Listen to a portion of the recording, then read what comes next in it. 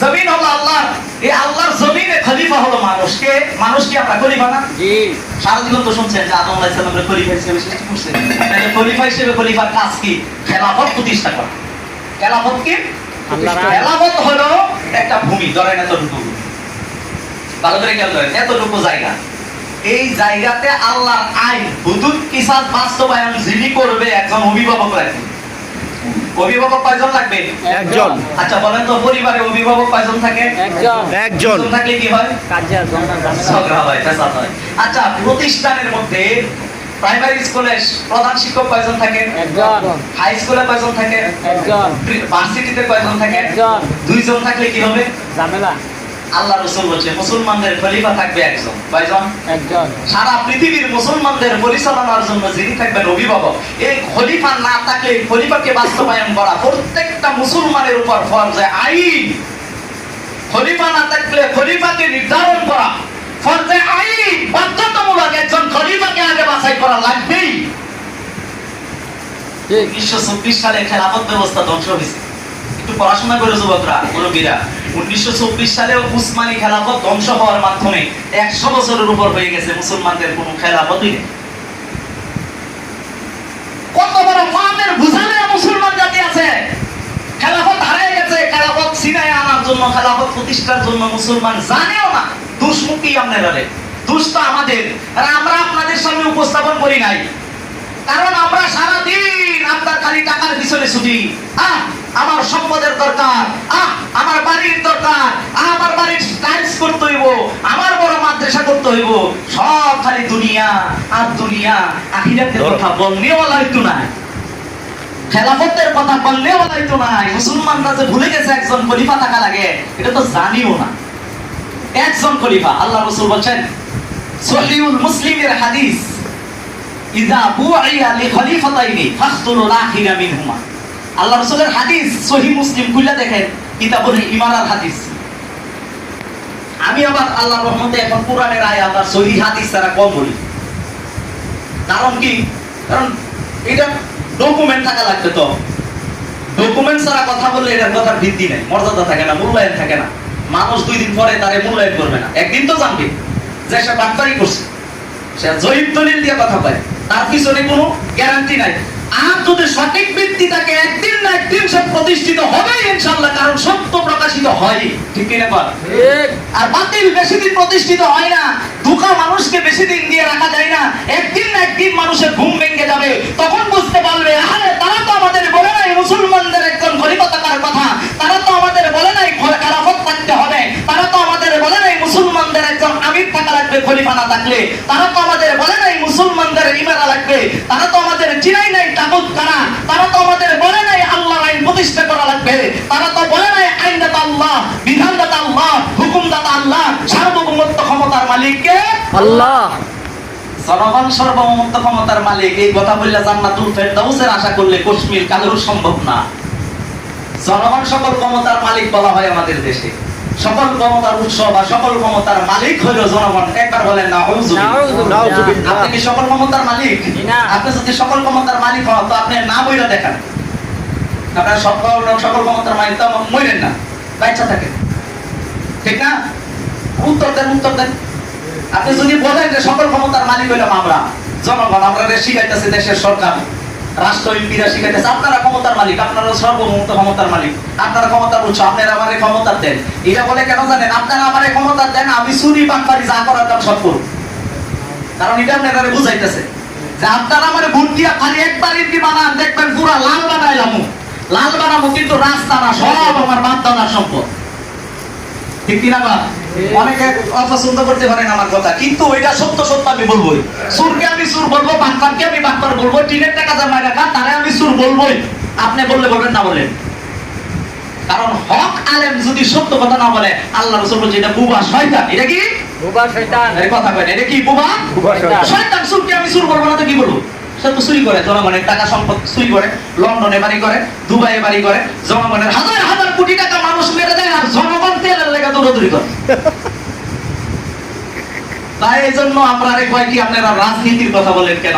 আমরা রাজনীতির কথা না, আমরা সত্য কথা বলি, তো এই কারণে তাদের ঝুড়ি বুড়ি ফাঁসিয়ে যায়, এই কারণে সমস্যা আছে।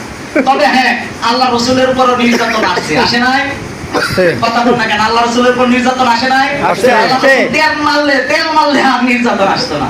একবার আবু জাহেলে গেল, মোহাম্মদ কত করে বুঝাইলাম, এই কথাগুলো আর কইও না, নতুন নতুন কথা কইও না, নতুন নতুন আইনের কথা কইও না, কত করেই তো বুঝাইলাম, তুমি তো কারো কথাই শুনো না, তুমি তো তোমার মতনই চলো। তো মোহাম্মদ সাল্লাল্লাহু আলাইহি সাল্লাম চুপ করে শুনতেছেন। মোহাম্মদ আসো, একটা চুক্তির মধ্যে আসি, তোমার একটা কিছু দেই, তুমি কি লাগে এগুলো করতেছো? বাতিজা কওছে তোমার কুকুর তোমার কি হলো, জিনে ধরছে? নাউজুবিল্লাহ, তোমার কি জিনে ধরছে? জিনে ধরলে জিমা তাজা দিয়ে লই আই, যা খুব করে কুফা, তারে আমি জিমা দাদাদের কাছে সংবাদ গেল, বা মুহাম্মদ সাল্লাল্লাহু আলাইহি সাল্লাম কি করতেছেন, দাওয়াত দিতেছেন। এখন জিমা দাদা দিয়ে আসলো, আয়েশা কয় ভাতিজা শুনলাম তুমি রব বলে উল্টা পাল্টা কথা কও, বাপ দাদার বিরুদ্ধে, সমাজের বিরুদ্ধে, রাষ্ট্রের বিরুদ্ধে তুমি কথা কও। তাইলে জিমা দাদা দিয়ে বলতেছে ভাতিজা তোমার যদি কোনো জিনের সমস্যা থাকে তাহলে আসো আমি তোমার একটু রুকিয়া করে দিই। সিরাত করে দেন, আমরা তো সিরাতও করি না, রাহিকুল মাকতুম, ওই রাহিকুল মাকতুমের মধ্যে সিরাতের মধ্যে এটা আছে। তো মুহাম্মদ সাল্লাল্লাহু আলাইহি সাল্লাম কোনো কথা বলেন নাই, মুহাম্মদ সাল্লাল্লাহু আলাইহি সাল্লাম একটা খুতবা দিলেন, আলহামদুলিল্লাহ আলহামদুলিল্লাহি নাহমাদুহু ওয়া নাস্তাঈনুহু ওয়া নাস্তাগফিরুহু মান ইয়াহদিহিল্লাহু ফালা মুদিল্লা লাহু ওয়া মান ইউদ্লিলহু ফালা হাদিয়া লাহু আশহাদু আন লা ইলাহা ইল্লাল্লাহু ওয়া আন্না মুহাম্মাদান আবদুহু ওয়া রাসূলুহু। সুবহানাল্লাহ। আমরাও খুতবা শুনি, আমাদের এই খুতবা আমরা বুঝি না হুজুরে কি কয়। জিমা দাদি এই খুতবা শোনার পরে তার সারা শরীরটা ঘেমে গেল, বলে মুহাম্মদ কি খুতবাটা বলছো আরেকবার বলো। সুবহানাল্লাহ সুবহানাল্লাহ, কি কইছো তুমি আবার বলো। মুহাম্মদ সাল্লাল্লাহু আলাইহি সাল্লাম আবার বলেন আলহামদুলিল্লাহ, সমস্ত প্রশংসা আল্লাহর। সমস্ত প্রশংসা কার? আল্লাহর। মুহাম্মদ শিক্ষা দিতেছে সমস্ত প্রশংসা আল্লাহর। নাহমাদুহু ওয়া নুসাল্লি আলা রাসূলিহিল কারীম, আমি আল্লাহর প্রশংসা করি আর নবীর উপর দুরূদ পড়ি। আমি বলতেছি আল্লাহ যাকে হেদায়েত দেয় তাকে কেউ গোমরা করতে পারে না, আল্লাহ যাকে গোমরা করে তারে কেউ হেদায়েত দিতে পারে না।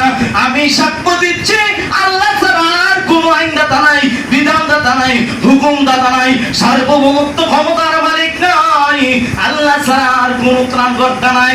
আমি আরো সাক্ষ্য দিচ্ছি নিশ্চয় আমি মুহাম্মদ আল্লাহর রাসূল। সুবহানাল্লাহ সুবহানাল্লাহ। জিমাদাদের সারা শরীরটা ঘেমে গেছে, বলে মুহাম্মদ আরেকটা বার বলো। সুবহানাল্লাহ সুবহানাল্লাহ। তার মধ্যে কিভাবে আসতেছে, আর ভুলগুলো সে দেখতেছে চোখের সামনে, কি করতেছি আর মুহাম্মদ কি বলতেছে। সুবহানাল্লাহ, জ্ঞান আছে তার মধ্যে, জ্ঞান আছে, এই কারণে সে বলে মুহাম্মদ আরেকটা বার বলো। মুহাম্মদ সাল্লাল্লাহু আলাইহি ওয়াসাল্লাম আরেকটা বার এই খুতবা বললেন। জিমাদা দাদি কয় হে মুহাম্মদ, আসছিলাম তোমার ভুল ধরার জন্য, আসছিলাম তোমার এই জিনের রোগী থেকে বাঁচানোর জন্য। মুহাম্মদ নিজের ভুলগুলো সংশোধন করলাম, নিজের ভুলগুলো বুঝতে পারলাম। আর দেরি করো না, দেরি করো না, আমারে তুমি কালেমা পড়ায়া মুসলমান বানায়া দাও। সুবহানাল্লাহ সুবহানাল্লাহ। ভুল ধরতে আইসা সে নিজেই মুহাম্মদ সাল্লাল্লাহু আলাইহি সাল্লামের কাছে বায়াত হইয়া মুসলমান হইয়া গেলেন, সারাটা জীবন প্রচার করে গেছেন আমি বিশ্বাস করি কালেমা, আমি বিশ্বাস করি এক আল্লাহ, আমি বিশ্বাস করি আইনদাতা, আমি বিশ্বাস করি হুকুমদাতা আল্লাহ, আমি বিশ্বাস করি সার্বভৌমত্বের মালিক আল্লাহ। আল্লাহর রাসূল বলছে তোমারে যদি আগুন দিয়া ফুরাইয়াও দেয় তবুও তুমি আল্লাহর সাথে শিরক করো না, কারণ লা ইলাহা ইল্লাল্লাহ যে বলবে সে জান্নাতে যাবে। সুবহানাল্লাহ সুবহানাল্লাহ। আমরা তো শান্তি পাইলাইছি যে লা ইলাহা ইল্লাল্লাহ তো জীবনে কতবার কইছি, কতবার ফিরে রুজিবা আদায় করছি, কতবার জিকির কইরা মাটি কাবাইছি, কতবার বাসের মধ্যে উঠছি। লা ইলাহা ইল্লাল্লাহ একবার কইলে যদি জান্নাত হয় তো আমার আর ভয়টা কিসের? আমি তো কতবারই কইছি জিনা লা ইলাহা ইল্লাল্লাহ মানে হলো আপনি আল্লাহ ছাড়া যত আইনদাতা আছে, বিধানদাতা আছে, হুকুমদাতা আছে, সার্বভৌমত্ব ক্ষমতার মালিক আছে, কর্তৃত্ব আছে, সব এক আল্লাহকে মেনে নিতে হবে।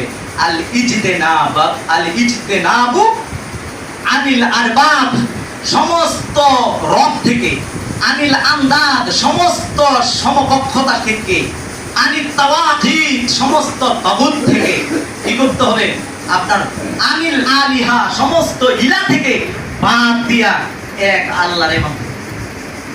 জীবন চলে গেল, আইনদাতাকে আল্লাহ। একটু কথা কর না রে ভাই, কইলেও তো লাভ হইবে। আল্লাহ, আইনদাতা কে? আল্লাহ। বিধানদাতা কে? আল্লাহ। হুকুমদাতা কে? আল্লাহ। এইভাবে বিশ্বাস করে কালেমা পড়ে জান্নাতে যাওয়া সম্ভব ইনশাআল্লাহ। এবং যেহেতু আইনদাতা বর্তমানে আল্লাহ নাই, মানুষ আইনদাতা হয়ে গেছে। আপনার আব্রাহাম লিঙ্কনকে আইনদাতা ভাড়া করে আনছি আমরা। তা আব্রাহাম লিঙ্কনকে বিদায় করুন না গো এই দেশ থেকে। মানে আব্রাহাম লিঙ্কনের আইনটা বিদায় করতে হবে। আর এই আইন বিদায় কইরা আল্লাহর আইন বাস্তবায়নের জন্য কাজ করা লাগবে। যারা করবে তারাই মুসলিম। আর যারা বিরোধিতা করবে, যারা বাধা দিবে, আল্লাযীনা কাফারু, যারা কুফরি করবে, ওয়া আনসাদ্দু সাবিলিল্লাহ, যারা আল্লাহর রাস্তায় বাধা দিবে, আল্লাহ বলেন আদাল্লা আমালাহুম, আমি তাদের সমস্ত আমল বাদ করে দেব। নাউজুবিল্লাহ বলেন না? নাউজুবিল্লাহ। তাহলে যারা কুফরি করে তারাই আল্লাহর রাস্তায় বাধা দেয়, যারা বাধা দেয় তারাই কুফরি করে।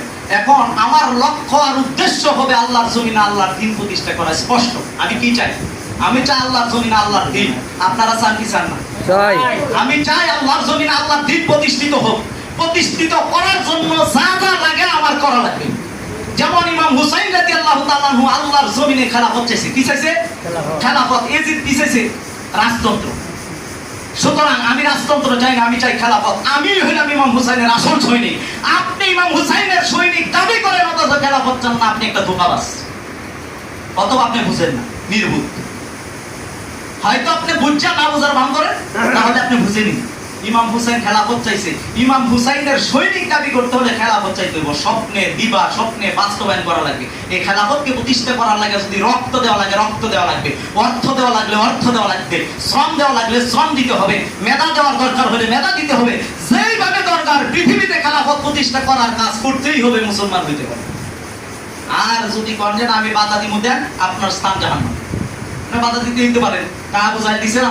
অনেকে হয়তো সহযোগিতা করছে, আরো অনেকে বিরোধিতা করছে। দুই দল তো থাকবেই, এক দল সহযোগিতা করবে, আরেক দল বিরোধিতা করবে। তাহলে আপনি আপনারই চিন্তা করেন যে আপনি কি সহযোগিতা করবেন না বিরোধিতা করবেন। তবে এইটাও জানি না রেখেন, সহযোগিতা যারা করে তারা দুনিয়াতেও সম্মানিত হয়, আখিরাতেও সম্মানিত হয়। যেমন আবু বকর সিদ্দিক নবীজিকে খেলাফত প্রতিষ্ঠার জন্য, নবুয়ত প্রতিষ্ঠার জন্য, আল্লাহর আইন প্রতিষ্ঠার জন্য সহযোগিতা করছে। এই কারণে আবু বকর সিদ্দিককে আমরা সম্মান করি।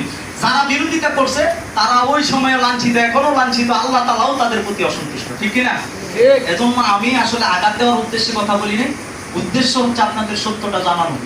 যদি আজকে আমি সত্য না জানাই, হাসরের ময়দানে আপনারাই আমার বিরুদ্ধে মামলা করবেন যে তুমি পড়াশোনা করে কি শিখছিলে, তা আমরা কেনই কথা বলো নাই। তা আমি আমার দায় মুক্ত।